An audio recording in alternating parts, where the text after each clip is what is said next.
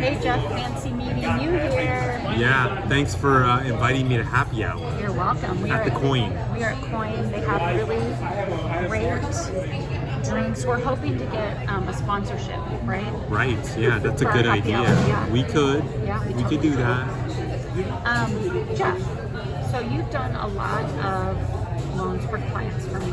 Yes. And right now is kind of a precarious time for everybody, I think. We have a lot of smoke in the air, we have a lot of heat, we have a lot of people worried about elections, we have all kinds of worry going on. And Yes. I don't like it, do you? No, it's been unnerving. Yes. I'm wondering, I'm hoping that you can provide people who maybe been thinking about getting a loan or thinking about possibly buying a house. I'm wondering if you can give them some news.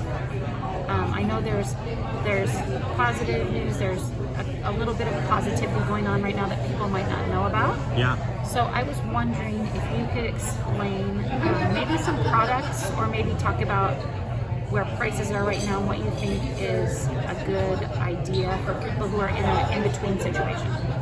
That sounds great. I would be happy to share. What I would say is let's concentrate on the macro economy. Okay. When I say that, I mean like, what are the economic indicators? But more specifically, what's going on here in Boise, right? What's going on in the Boise metropolitan area, and also what's going on with rates, because everybody knows that these rates have been the highest, at least. So I've been in the business for going on 21 years now, and I haven't seen rates in the 8s. I have seen them for subprime, but not for actual prime conventional mortgages. So that has been a shock. And I feel like we've been under that, I guess, within that realm right now for the past at least 12 months, 18 months, we've been seeing higher than normal rates. But I feel like ever since we hit June, we're starting to feel a little bit of relief from that, or at least seeing some light at the end of the tunnel. Now, the benefit to buyers is that housing values have actually decreased a little bit. They've receded. Staying on the market a long time. Yeah, stayed on the market, receded a bit, and so I feel like that has also driven some prices down, made it more of I wouldn't call it a seller's market, nor would I call it a buyer's market. It's kind of in between. I don't know if you would agree with that, but it feels like stuff stays in the market a little longer and seller concessions are available to people. Correct. That's So, been a while. It is, and I mean, when we think back to only about 2 years ago, in 2021, even the beginning of 2022, we were seeing market prices high. We were seeing rates were low then, that's what was driving that, and also multiple offers and also above market prices. So there's good news and bad news. The good news is that it's easier to actually get your house. You can make an offer, you don't have to make multiple offers, you don't have to do above asking price, and you don't have to worry about more of the tricks to get a property. It's not as difficult, it's not as competitive. However, the flip side of that is the reason is because rates are high. So, however, the good news is that we're seeing get your house now.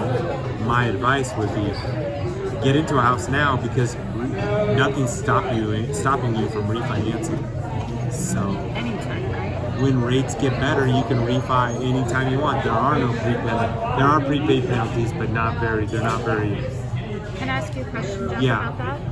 What if I have a client who still thinks that prices are still their interest rate is too high? Are there any things out there that you can do to get them?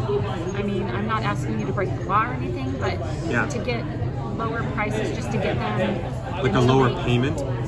lower payment, or a way that they can have lower payments until interest rates change. Yeah, that's a good point. Now, what I find, Lisa, is that a lot of clients, although they may say that they're interested in what's the rate, the interest rate, they may say that the most important thing to them is price. But I find that the most important thing is payment, because every month you're reminded of it each time, like, hey, this is your payment. So I feel like if we can give them some relief, there's a typical like program that we haven't used for a lot of years called a temporary rate buy down. It could be built in a couple of different ways. There's a 3-year temp buy down, there's a 2-year or a 1-year. And so those are specific. You can have the seller contribute some of their some concessions in order to buy that rate down temporarily. Basically, they're paying it down 1% every year. So if it's a 2-1 buy down, which is the most popular, for the first 2 years, if let's say your rate is 6.5 or 6.25, then it would be 4.25 for the first year. Yeah. I haven't heard that number in a while. I know. And then 5.25, and then it goes up to 6.25. But it is a fixed rate, so it'll never go higher than that. So even if interest rates go up to 10%, say, I still get that. Yeah. That's awesome. It's not an arm. Okay, awesome. I like that a lot, and I can refinance anytime I want during that time. Whenever you want. Awesome. So Yeah. if they went down to 2.5% again, is that ever going to happen, Jeff? No. No, it will No, never I don't happen know. again. How do say no. I agree with you. I don't think it's a very good thing anyway. But if they get down to 4.5 or 5%, and I'm at the 5%, I can refinance. Absolutely. Yep. Jeff, that's awesome. Yeah. So that's why temporary buy downs are such a good little, like, I guess, a band-aid at this point. Yeah. You They can, do cost money, but but they cost less than buying it down, like, permanently.